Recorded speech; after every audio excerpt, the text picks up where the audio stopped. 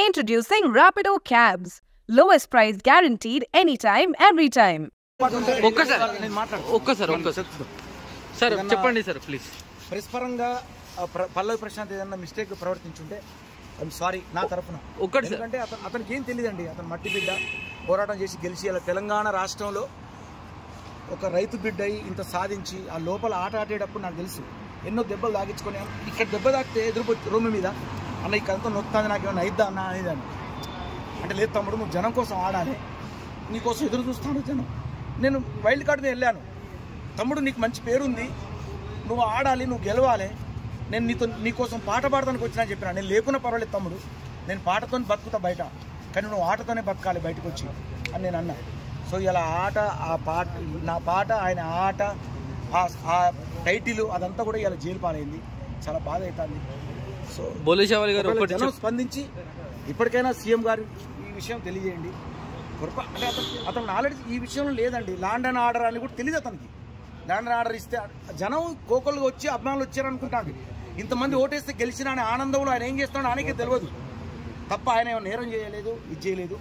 ఒకవేళ పోలీసు ఆ land and ఆర్డర్ని ఇబ్బంది పెడితే అది వాళ్ళని నేను గౌరవిస్తున్నా. వ్యవస్థను నేను చాలా గౌరవిస్తా.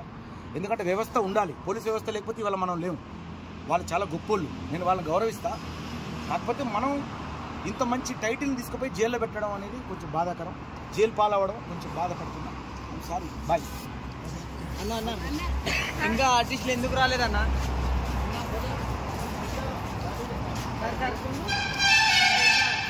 ఇంకా ఆర్టిస్టులు రాలేదు సార్.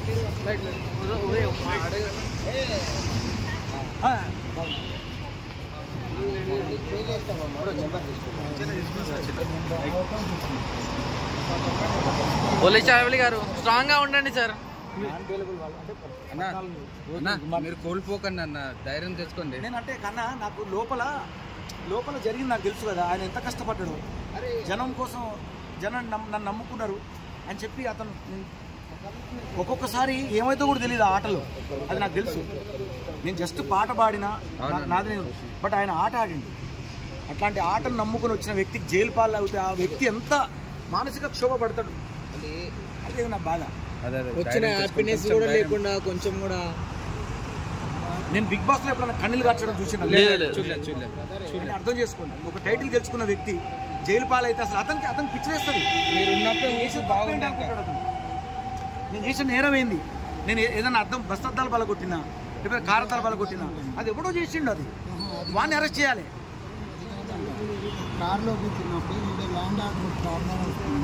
తెలీదు అసలు ల్యాండ్ ఆర్డర్ అంటే ఏందో అతనికి తెలీదు. నేను చెప్తున్నా కదా, అంత నాలెడ్జ్ లేదు అతనికి తెలియదు.